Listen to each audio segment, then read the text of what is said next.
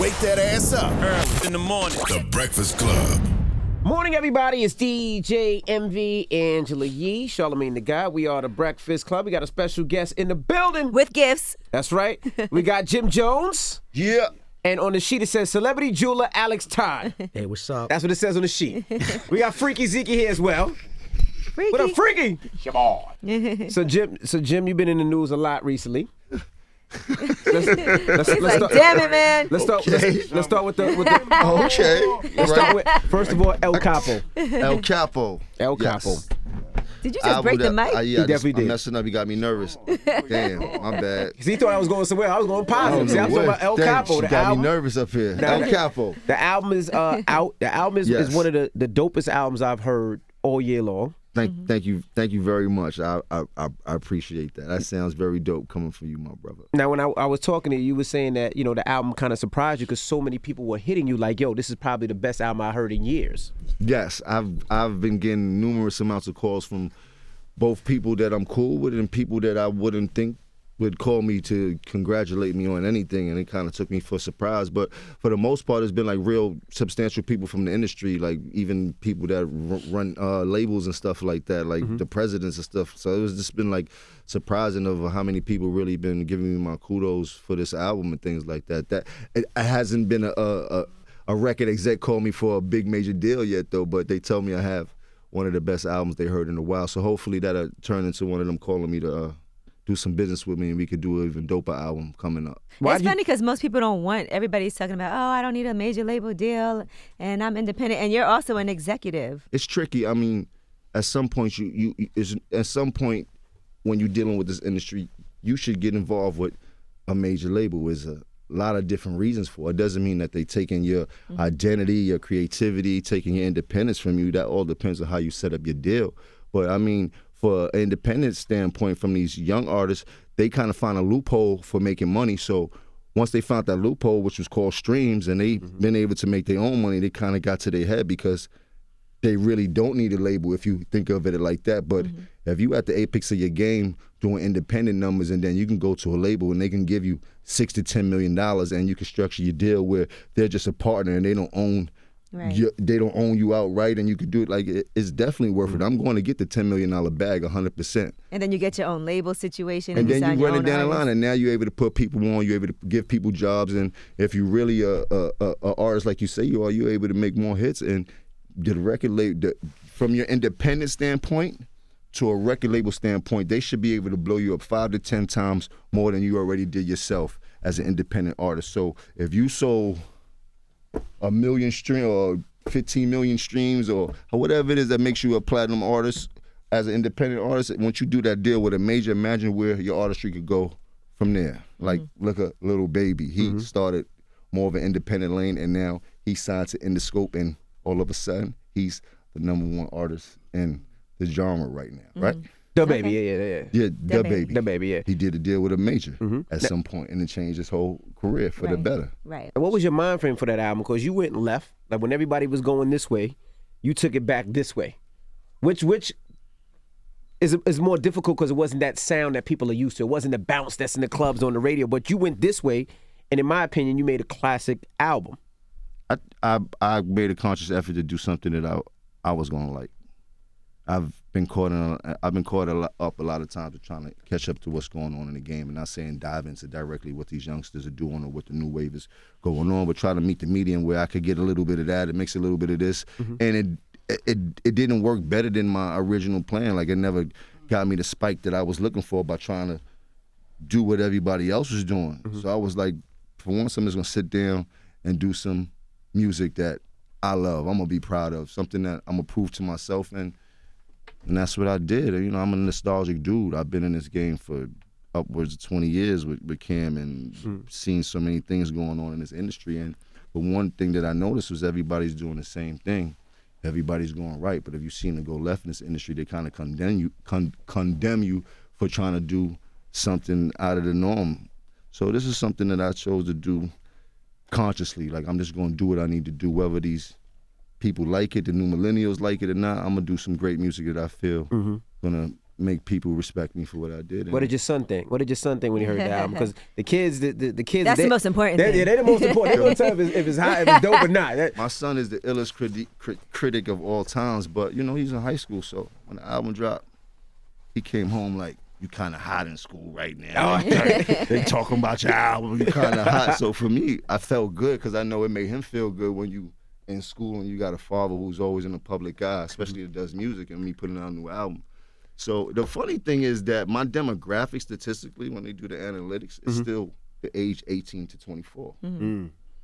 That's my main demographic. So I somehow seem to stay in tune with what's really going on, would have to really stay in tune. And I guess that's me always staying up with my lifestyle and always trying to, stay fresh, stay out, stay in the public eye, do different things. And I think it all worked. It's a combination of a lot of things. And the people, the word of mouth was the biggest thing for me with this album. That led to some, like even the other day when y'all was on Charlamagne and y'all was talking about the album, like that put another spike on the streams and stuff like that because y'all syndicated show and so many people listen to y'all in the morning going to work, and then all of a sudden the label calling like they gave you a little spike. Now, you know what I mean? The album, and that's a month, album dropped in May, y'all did this last week, and we back all over again. And, you know what I mean? So I appreciate it. Oh, Freaky Zeke said y'all got to check for us. Yeah. Now, question: we reported this. Is this true or false? You guys are going back on Love and Hip Hop.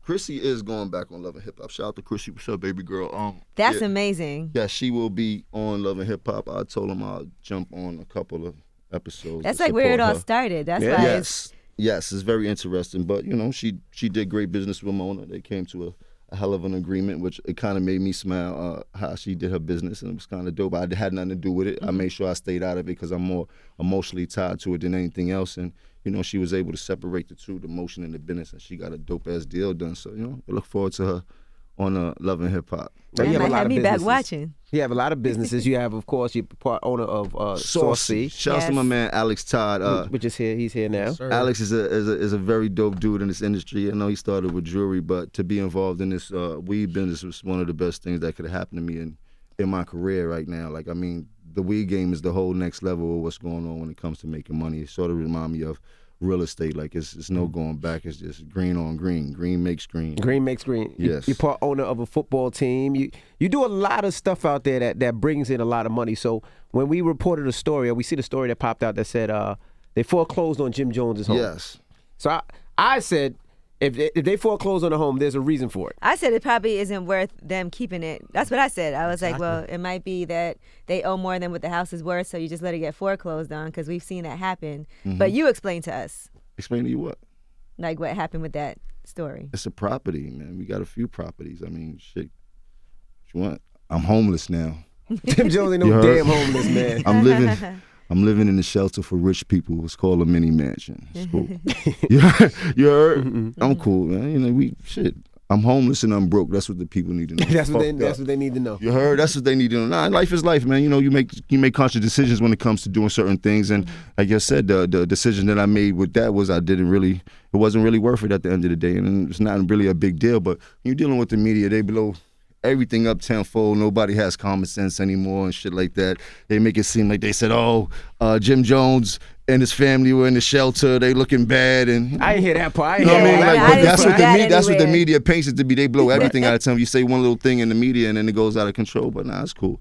I love it, man. Shout to Jersey. I'm a New Jersey, and we having fun out there. I see you all the time. Yeah, you do a bunch of real estate, so you know how it is. If a property's not worth, I knew what it was. You know what it is. If a property's not worth a certain amount of money, you got to be crazy to pay the mortgage or pay the note down. If something's valued at $500,000 and you owe $1 million, there's obviously no reason to keep it. You're gonna stay there until they kick you out. If you knew real estate, you did. Alex more upset about this than anybody. He's like, look, let me just just about explain. a business decision. At the end of the day, people, they may always try to drum things up and make it a huge thing, but at the end of the day, it's all business. If a property's worth X amount, he knows better than anyone, and you owe much more than that amount because of the time that he bought it or whatever reason it is, there's no point to pay it down. Let it go. It's just business. Yeah, it's just business, man. Now, why did you get into this? Well, I know why you got into this weed business, but how'd you get into this business? I can Saucey. personally vouch for Saucey, by the way. 'cause I smoked weed for damn near my whole life, but the real reason is shout out to OG Warren from Rock Nation. I happened to be in the right place at the right time. When I first signed the deal at Rock Nation, Alex and OG was in the office when I walked in, and it was like a light bulb that came on. OG was like, "There it is. We just sign up Jim and do the whole thing with him. He should be the face of it. It makes sense." And that was actually 3 years ago. So now, fast forward to 3 years, we've been in the stores like 4 or 5 months right now. We upwards of almost over 100 stores in dispensaries in Cali. We got every form of smoking weed you could possibly think, from the vapes to the flower to... There's a whole range of different things when it comes to weed that I've been learning, from the growing aspect to the making money aspect to medical aspect. Like it's a full learning process, and it's definitely enjoyable, because from where I'm from, what we did was try to find the best weed to smoke it. You really didn't understand what weed really was, and there's so much parts to it. But for the most part, I encourage everybody to try to get involved with this weed business, because this will probably be the most money that people have seen since .com. Like, it's a very lucrative business if you can't find the ways in. Now, how involved are you guys with this business? Do you guys have farms where y'all grow your own weed and all that? Yeah, we have our own farms. We have our own manufacturing facilities. We're right now primarily in California. Like he said, we're upwards of 100 stores, 100 dispensaries. We work with a bunch of different growers and farmers as well, because our main thing for Saucey is just about the quality. So if in our farm we grow something that we don't feel belongs in our product, then we'll just wholesale it. So we're very critical. The quality is the most important thing for us. We're really hands-on. You know, me and Jim, we're in California now every other week, looking at what's going into our products and just making sure the quality is top-notch. And, you know, we can't really do anything in New York yet. We're working on a couple of deals where eventually, hopefully, we'll be in New York. But for now, we're in California. We're launching in Oregon in a few weeks.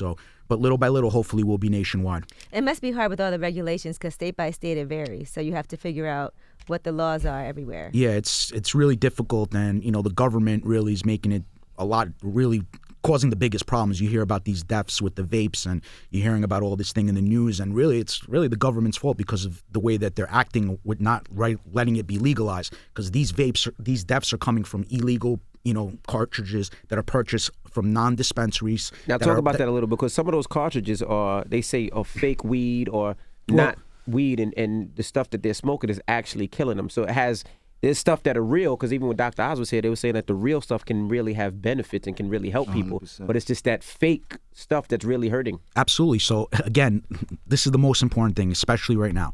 If you're buying vapes, make sure you go to a licensed dispensary. Do not go to a gas station. Not go to a gas station. Don't go to your corner guy that sells you the weed. Don't go to people that you don't know. Make sure you buy it from a dispensary. Even if it's somebody that you do know, you don't know where they got it from. They might think they're getting it from somebody legit. But at the end of the day, especially right now with what's happening, you don't know what they're cutting the oil with. So, you know, they could be using heavy metals. The stuff that you're smoking is not tested if it didn't come from a dispensary. If you go to a dispensary, it's been lab tested to a point where it's cleaner than the food that we eat. It's cleaner than the baby food that we give our babies, cleaner than most of the stuff Johnson & Johnson puts out. So it's very important for you to see, and there's results. There's test results. You know what you're smoking when you buy it from a dispensary. They test it per billion, which is much. They don't even test our food anywhere close to that for pesticides and stuff. How hard is it to get into this business? Because it seems like almost like it's the mob business back in the day. Like, it just seems like they regulate where we can't get in, especially minority. So how difficult is it to get your own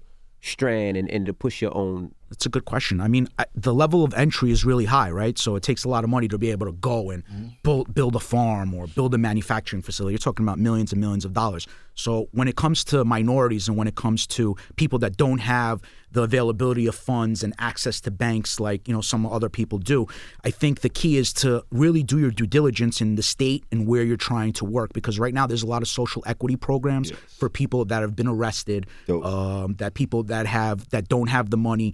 And there's programs that help minorities get into this business. And some of these, like Oakland, for example, and San Francisco, they've got areas where they're only the first people that are going to get licenses are strictly minorities and strictly people that have actually been arrested for marijuana crimes before. Yeah. So I would recommend just checking your local jurisdiction, seeing what the laws are, seeing if there are equity programs, and just really going out there. You know, there's a lot of free shows, a lot of places that you can go and speak to people, just like anything else. Connect with people. You know, gyms out there, we're always looking to help. Reform is very important for us with Saucey. A lot of people have been to jail and still going to jail for marijuana, which is ridiculous. And there's a lot of things in this industry which are great. The tax money that's coming in. California, it's going to make over $100 million probably in tax money this year. Schools are benefiting, the jobs that we're creating, the medical benefits that the actual plan has. So there's really, I don't see any type of negativity in this industry at all, except for the big tobacco companies and the alcohol companies that are trying to suppress us. So there was no more money in jewelry. You said after jewelry, I'm removing the weed. It's not even about the money. I've been smoking for like 25 years now. Something I love. It started off as a passion thing, just see how far we can get. Obviously, jewelry is something, if, some of my old clients call me and they need something, I'm always there for you, always there.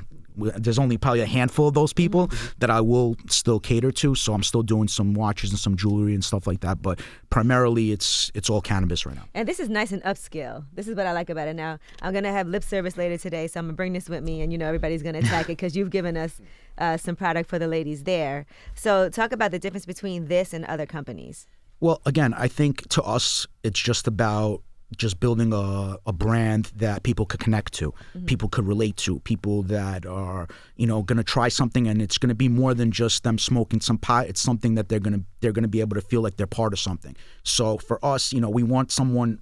Obviously, you have to get someone's attention. So the design and aspect of it and the aesthetic look is very important for us. So we went with that. That's very important for us. But more importantly, when people actually try it, the quality is what it all comes down to. So for us, first and foremost, getting them to try it, obviously being on platforms like this and having nice packaging, but most importantly, you can get someone to try it, but it's not good, they're not coming back. So the most important thing is having the quality product there, having the best pod, having the best oil. So when people try it, they know they're, more importantly, they're going to talk about it and they're going to try to get more. Like Angela says, her friends have been, constantly looking for more and more because it's good. The ladies are definitely arguing and fighting over these boxes. They're like, how can I have? I'm like, everybody relax.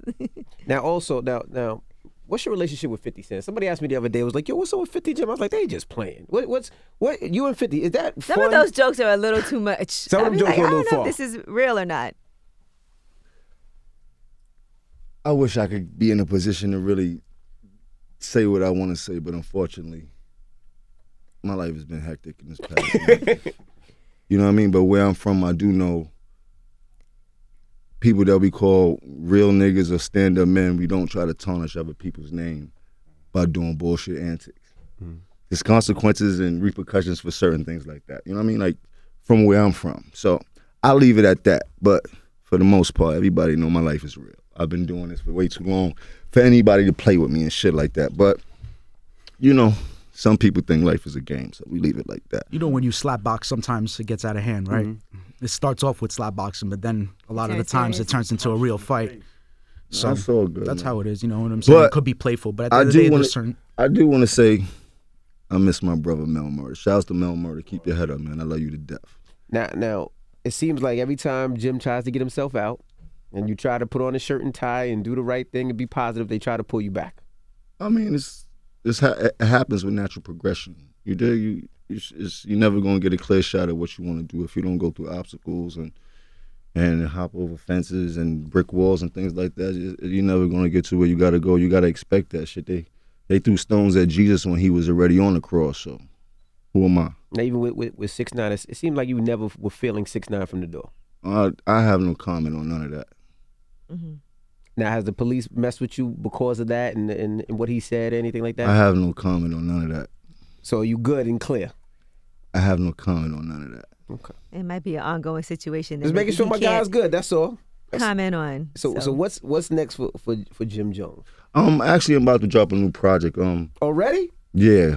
I don't think people feeling me enough. So I called Ghazi last week. Ghazi, he owns Empire. And I told him we need to do a fourth quarter blitz. I don't think people feeling my energy enough. So if they got the term, you got to keep your foot on their neck, and that's what I'm trying to do, to keep applying pressure. So I'm about to lock in the studio for like 30 days and do a strong 10 records. I'm trying to release it the first or second week of December. Mm-hmm. If I don't get everything together the way I want it, I definitely will put out a record and a video and things like that. But I got some sizzle. I'm ready. I've been lightly in the booth sparring with myself and things like that. And when it comes to to making music for me is like homework, and I always hated homework. But you know, you get the best results when you sat down and did the homework and went to school and studied for the tests and things like that. So that's where I'm at with it right now. I'm ready to go back in and have some fun. Besides that, it's the music and the weed right now. That's what I've been putting all my energy into, and both of them been paying off more than ever. You know what I mean? And I'm just happy to be here. You know, I'm happy to still be in this game. 20 some odd years later, I've probably seen everybody come and go. It just feels good to be here, get respected by your peers. Young boys, they always show me love. You know, trying to be humble as I get older. I was a little bit wild when I was coming up. As you can see, some of them things still come back to haunt me. So, you know, I say my prayers every night like everybody else. But for the most part, I'm happy. My family's happy. Nobody wants from them. Everybody's comfortable, you know. My son is happy. My lady's happy. My mom's is happy. Just got a new dog. He's happy. You dig? Like, what kind of dog? American Bully. They like a pit bull, but they call them American Bullies. A blue nose, got blue eyes. So, you know, it's the regular gym, man. I'm just Rolling trying to Loud. Rolling Sunday. Yes, Rolling Loud Sunday. Let's pipe up a little bit. So I wasn't going to do Rolling Loud, but shout out to the people at Rolling Loud. They got me headlining one of the stages on Sunday. Saw stage. Which should be fun. And if y'all know me, y'all know I'm Dipset for life. So this should definitely come with a few surprises and things like that. Okay. If y'all in the town, come out, have some fun. We gonna sauce the whole joint out. It's called Rolling Loud. So we smoking and we joking. You know we bringing saucy bags with us. Come on out, enjoy the festivities. Shouts to everybody from New York City that been showing me love and supporting the album. Shouts to the Breakfast Club. Shouts to Envy. Shouts to you, baby girl. Shouts to what's this guy's name? Shouts to Charlamagne. He's missing. How's Joel's doing? Shouts to Joel's. I actually haven't got to speak to Joel's. I just spoke to Twin yesterday. Like, come on, man. He's been gone, and I haven't spoke to him yet and things like that. But Zeke has actually seen him and spoke to him and been in there. He's good. To the mic. How's he doing? He's super good. He got like the A-Rap bid right now, you know what I'm saying? But he all right. He's focused on what he got to do. He say he got his third eye wide open, no homo, and he ready to shake when he get home. You know what I mean? Dipset, you know. So every time I see Freaky Zeke, I think of a story that he told me a long time ago What story that I is will this? never forget. What story? You got to tell it now. What story? Oh man. What story? Tell it. It don't matter. Let's go. He told me he had sex with a girl's underarm. Yes, I knew she was gonna say that. I knew she was gonna. You Was told you her that, drunk? right? You couldn't find a vagina? Yo, like, bro. like, what made you? Bro. Was it a sexy underarm? Like, She was a little. She just was a little chunky under the arm with the little flab that came down. Bro. You know what I mean? So Bro. this was back before we all had Bro, females. listen You know what to I mean? me. So we I- all in bro. the room. We was all in the hotel room chilling, and she was leaned to the side. I was twisted, and You was like, you got a sexy armpit? Like, how did nah, that- I didn't know. And I swear to mother, I put a condom on. You know what I'm you saying? put a condom on for the armpit? And it felt good though. You gotta understand the fact. Yo, Under all right. we gonna- Shaved with a shave. Now I had a little hair on it. It But had hair on it? It was a slight light hair on it. You know what I mean? But a fat girl's underarm with a little sweat on it feels just like vagina. Just one of many though. Fam, this is not. This How is you a did that true one time or story. you did that- you Ask did the that man again? to the right of Other me. antics, there's I'm telling you, he other was wild there. ret- They was there. They were watching you do it? They wasn't knock watching off me an do armpit? it. Nah, I just Don't did put it. me in They that was like, room like that. Don't put me in that scene. How many times did you do it though? What? If you liked it, you did it more than once. Nah, that was just one and a half. 1.5. Oh wait, I got another funny story. I don't know why I have funny stories. We was at 4040 one time, and this is when y'all wasn't messing with Jay-Z. Jay-Z wasn't messing. And I don't know why And he got Freaky in the Zeke 40-40? felt like he could come in the 4040. Oh, they banned it. So I'm Everybody sitting listening, at the table with him. 40 used to ban Dipset's music. You And could not play Cameron. Bro. You He could not had the play nerve Jim to be Jones. up at 4040 Bro. like he's supposed to be there, and they escorted him right out. Bro. Remember that? Bro. I was dressed to impress too. I had on you wear the vest. I had my vest on, the button down with the bow tie, but I like to have the bow tie open with the button open. You know what I mean? So I thought I was on my gangster Zeke. You know what I'm Right. saying? So they was like, you know you ain't supposed 40 to be was up in exiting. here, my All nigga. Dipset music. They all kicked me Dipset right members, on out, easy. Dipset family. I Everybody was like with Sean listen. Becca and everything. I was like, "Are you supposed to be in here?" And sure But see how a enough, 360 life is. Yeah, and that's you never, right. you're supposed Right. to burn your bridges and just keep good with people and see what happens. well, You that know, underarm right? pit is a great saucy story. Light one up, fuck an underarm. Smoke a lot of Saucey and you might hit an underarm. You might knock her armpit You off. don't gotta worry That's about the safest pregnancy. sex. That's the safest sex you can have out Right. here. And you're still a virgin, right? If you do that. Technically or no? I think if you do that, you're 'Cause there still was a no virgin. insert. It So, yeah. depends though. It depends on your For a frame guy, of mind. Well, my for a guy, goodness. no. For a guy, you broke your virginity because you're gonna ejaculate. You know what I'm saying? All right. Tell about Saucey where they can pick All up right. Saucey if they out of town and all that good stuff. Yeah, man. so you can, all over Cali, 100 dispensaries, MedMan, Skunk Masters, RDC, Southern Cal Collective, a bunch of other great partners.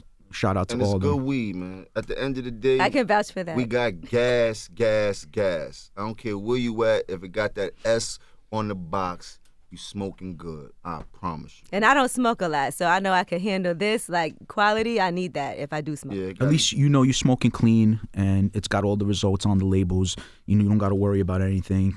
We get tested by per billions in California. It's not that easy for us to bring these boxes to you guys. You know what I'm saying? We had to like pull some tricks, but enjoy it. I don't know what boxes he talking about. Shout out to Rock Nation, man. You already know we in the building. All right. Well, Jim Jones. So you're not doing no more jewelry, huh, Alex?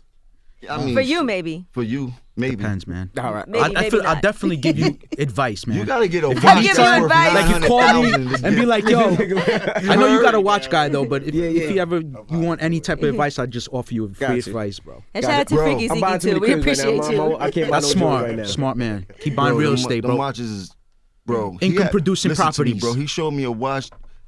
It was a gym watch, bro. This shit was like $400,000. This shit had no ice nowhere. It had a plain band, nothing. Like 400. I sent Envy a watch once because I don't really buy a lot of jewelry, and I was like, "This is nice, Envy. Can you see how much this is?" And then he told me, I said, "Forget it." Yeah, the watch was like, how much was it? 300,000 at the I time? don't remember. Getting money. It was I 300,000. ain't spending on that. Don't sit up. Like, You're Envy, can you getting get me this big watch? So you know how much bucks. that watch I is? also live in Brooklyn. I don't be walking around with nothing like that. I live right in Bed-Stuy. All right. Best style. Best They style's don't know about different no now. watches. You can have $1 million watch, but if it ain't got no ice, they ain't gonna They ain't gonna want take it. They They ain't ain't gonna gonna want it. Like she running around with that boo boo wall. Well, it's Jim Jones, it's Alex Todd, it's the Breakfast Club. Good morning. Yeah.